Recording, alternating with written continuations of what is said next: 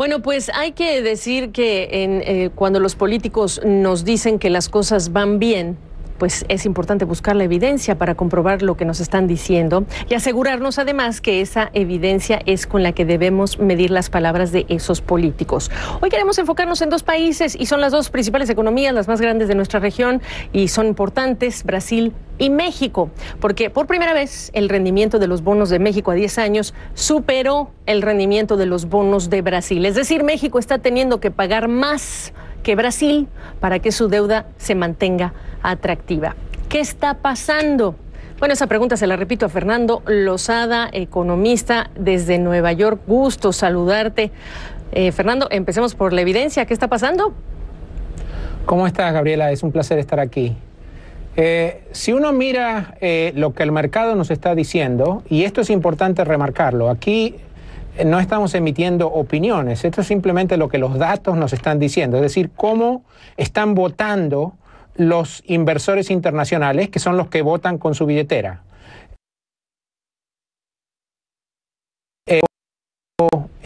En julio del año pasado, en el momento de la elección presidencial, tenía que pagar para endeudarse en pesos a 10 años de término alrededor de 7%, un poquito más de 7%. Mientras que Brasil tenía que pagar 4 puntos porcentuales más en aquel momento. Y desde entonces... Perdóname que te interrumpa, estamos viendo el gráfico que nos ofreciste para que la gente tenga mucho más claro esto que estás describiendo. Este gráfico es muy útil porque nos demuestra en forma muy simple qué es lo que ha venido ocurriendo en el último año.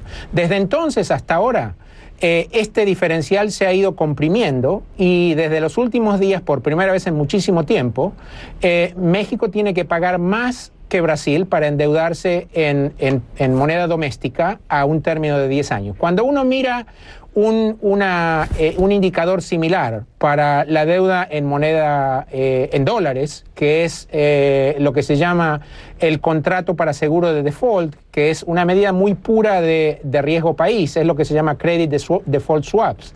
A 5 años, el fenómeno es muy similar. Los números son diferentes, pero la dinámica ha sido la misma. Había un diferencial a favor de México bien importante hace un año, eso se ha ido cerrando y ha casi desaparecido en este momento. La pregunta aquí es, ¿por qué? ¿Qué es lo que está diferenciándose? ¿Hay cosas evidentes? ¿En Brasil se están aprobando algunas reformas o avanzan? ¿En México no? Gabriela, para resumirlo de manera muy sencilla, hay una cosa que el mercado detesta en todos los lugares del mundo y eso es incertidumbre. En Brasil lo que hemos visto en los últimos meses es que, no sin sobresaltos, pero hay una evidencia creciente de que el gobierno está encaminado en un sendero de apertura comercial, de reforma fiscal muy profunda, que va a comenzar con la reforma previsional. Como tú sabes, ya se aprobaron las 2 primeras etapas de esta reforma que es crucial.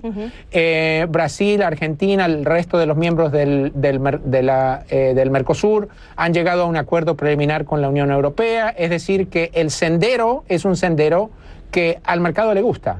¿Qué ha ocurrido en México durante el mismo periodo? Bueno, se han cancelado obras que ya habían comenzado, se postergaron y eventualmente se cancelaron concesiones a empresas petroleras del sector privado. Es decir, que el clima se ha enrarecido y la cereza de este postre ha sido la renuncia del ministro de Finanzas la semana pasada en un contexto muy ruidoso, muy inusual. Por último, porque nos comemos el tiempo, el presidente López Obrador te diría, quizá en primer lugar, que eres neoliberal, así te lo diría, pero quizá más importante es que te diría, mira el peso, Fernando, ¿qué estás diciendo? Bueno, en primer lugar, me han llamado cosas mucho peores que neoliberal, así que eso no me ofende. En cuanto al peso, bueno, creo que hay 2 elementos bien importantes a destacar. En primer lugar, una de las cosas muy positivas de la gestión económica de López Obrador ha sido el manejo de la cosa fiscal.